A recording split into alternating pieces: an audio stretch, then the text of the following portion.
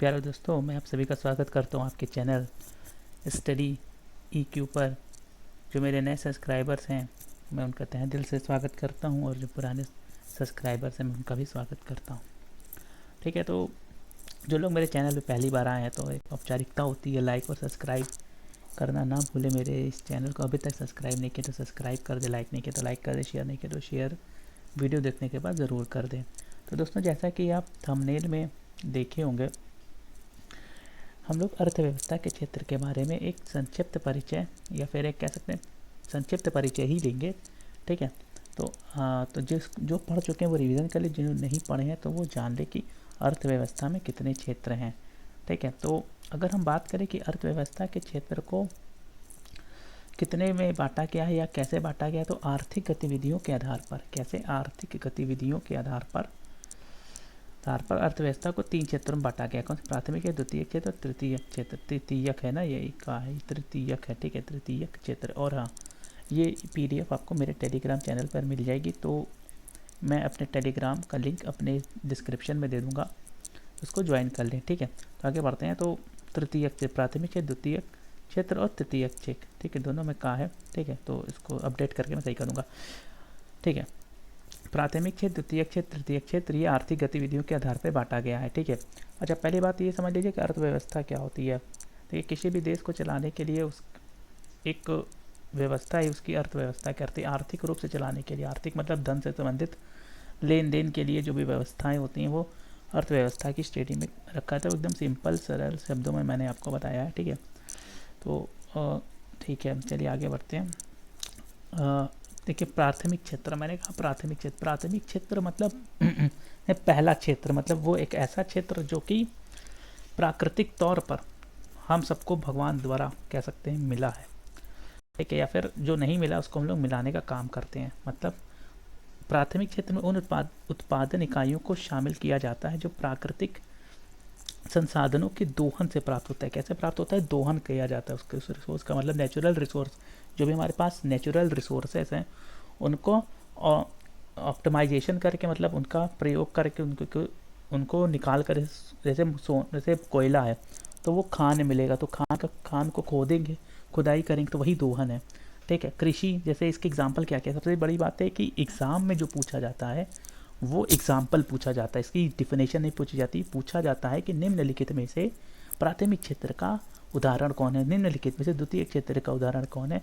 तो आप लोग दोस्तों इसका उदाहरण एग्जाम्पल याद कर लीजिएगा, और थोड़ा सा अगर याद ना आए तो आप इसकी जो डिफिनेशन मैं बता रहा हूँ उस डिफिनेशन को ध्यान में रखिएगा। प्राकृतिक संसाधनों के दोहन, अगर आपको नहीं याद आ रहा होगा तो जो भी नेचुरल रिसोर्सेज होते हैं उसका यूटिलाइजेशन करके, मतलब उसको प्राकृतिक रूप से निकाल करके उसका दोहन करके जो भी प्राप्त होगा वो आपका प्राथमिक क्षेत्र में, जैसे कृषि, पशुपालन, मछली पालन, खनन, वानिकी। ठीक है, इस क्षेत्र द्वारा द्वितीय क्षेत्र के लिए कच्चे माल की उपलब्धता सुनिश्चित की जाती है। ये भी ध्यान दीजिए, प्राथमिक क्षेत्र से ही द्वितीय क्षेत्र की पृष्ठभूमि तैयार होती है। ठीक है, जैसे ठीक है, आगे अभी द्वितीय क्षेत्र पढ़ेंगे तो बताते हैं। तो आप लोग इस डिफिनेशन को ध्यान रखिएगा, 2 बातें इस डिफिनेशन में याद रखिएगा।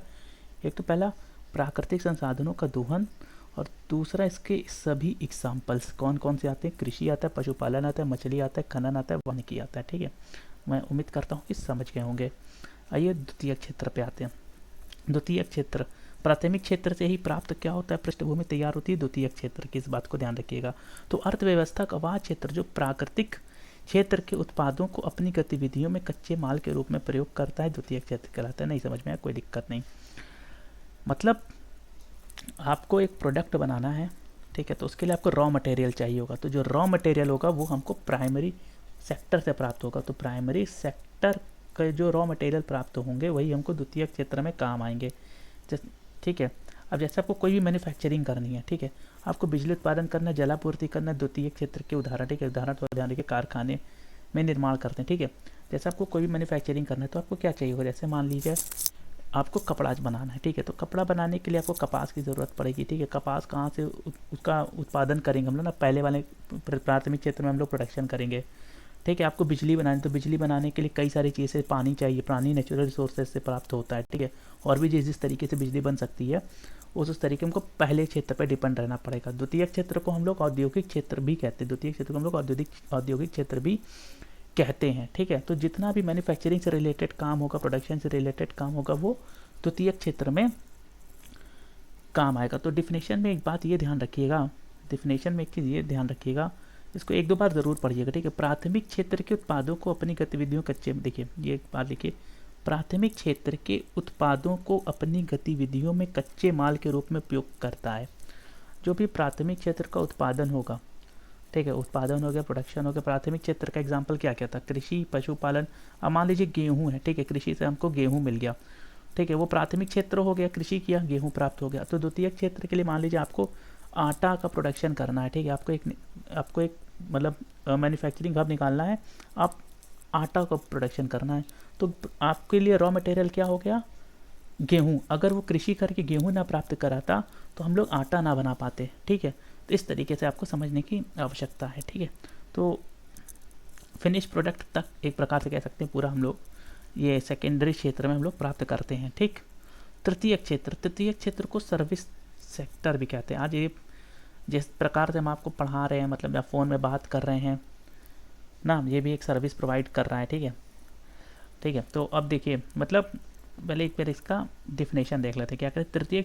तृतीय क्षेत्र को सेवा क्षेत्र भी कहते हैं। तृतीय क्षेत्र में विभिन्न सेवाएं प्रदान करने वाली इकाइयां शामिल होती हैं, जैसे परिवहन, शिक्षा, बैंकिंग, बीमा, होटल, चिकित्सा, पर्यटन, सरकारी प्रशासन, वित्त इत्यादि इसके उदाहरण है। मतलब ये एक ऐसा क्षेत्र होता है जिसको हम लोग छू नहीं सकते, देख नहीं सकते, लेकिन हम उसका यूज़ कर सकते हैं, ठीक है। ये कभी भी, मतलब इसमें एक प्रकार से ओनरशिप जो होती है ना, वो कभी भी ट्रांसफ़र नहीं होती। चीज़ को ध्यान रखिएगा, ओनरशिप कभी भी ट्रांसफ़र नहीं होती इसमें, एक चीज़ ये ध्यान रखिएगा। कैसे, मतलब जैसे आपने यूज़ किया, आपको जाना है बस से दूसरी जगह, तो आप बस के लिए बस ए लोकेशन से लेकर के बी लोकेशन तक नहीं आपने उस सेवा को यूज़ किया, आप उसके ओनर नहीं बन गए। इस चीज़ को ध्यान रखिएगा।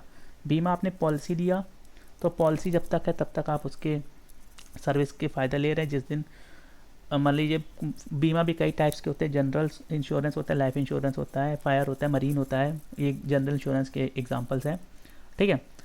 होटल में आप गए, उनकी सर्विसेज ली, ठीक है। डॉक्टर को गए, उनकी सर्विस ली, दिखाया, बीमार पड़े दिखाया, तो ये सब एग्जांपल्स हैं, ठीक है। मतलब मोबाइल में बात कर, सबसे बड़ा एग्जांपल ये मोबाइल वाला एग्जांपल हमेशा ध्यान रखिएगा, सबसे बड़ा सर्विस क्षेत्र का एग्जांपल है, ठीक है। और बाकी सब हैं। तो मैं उम्मीद करता हूँ कि आप इसके एग्जांपल्स को ज़रूर ध्यान रखिएगा। तो इसको सेवा क्षेत्र भी कहते हैं, सर्विस सेक्टर भी कहते हैं इसको, ठीक है। ये भारत का बहुत सबसे बड़ा जो है सेक्टर है, ठीक है, सर्विस सेक्टर जो है, ठीक है। परिवहन, इसके एग्जांपल जरूर ध्यान रखिएगा, परिवहन, शिक्षा, बैंकिंग, बीमा, होटल, चिकित्सा, पर्यटन, सरकारी प्रशासन, वित्त इत्यादि इसके उदाहरण है, ठीक है। तो एग्जाम्पल में पूछ लेगा निम्नलिखित में से कौन तृतीय क्षेत्र का उदाहरण है। बीमा दे दिया, उधर आपका क्या कहते हैं, ये दे दिया, कारखाने दे दिया, निर्माण दे दिया, मछली पालन दे दिया, तो आप क्या लगाएंगे, ज़ाहिर सी बात है चिकित्सा लगाएंगे, या बीमा, जो भी एग्जाम्पल है बीमा लगाएंगे, ठीक है, बीमा लगाएंगे। तो यही सब है। तो आपको पसंद आए, आपको कुछ भी समझ में आया तो सब्सक्राइब कर दे, लाइक कर दो। अगर ये PDF चाहिए तो मेरे टेलीग्राम चैनल को ज्वाइन कर ले, ठीक है। और हाँ, जब आप ज्वाइन करेंगे तो मैं इसमें एक लिंक दे दूंगा, आप डायरेक्ट मेरे वीडियो पे वापस पहुंच सकते हैं, ठीक है, या मेरे चैनल पे पहुंच सकते हैं, ठीक है। तो मिलते हैं जल्दी अपने अगले वीडियो में।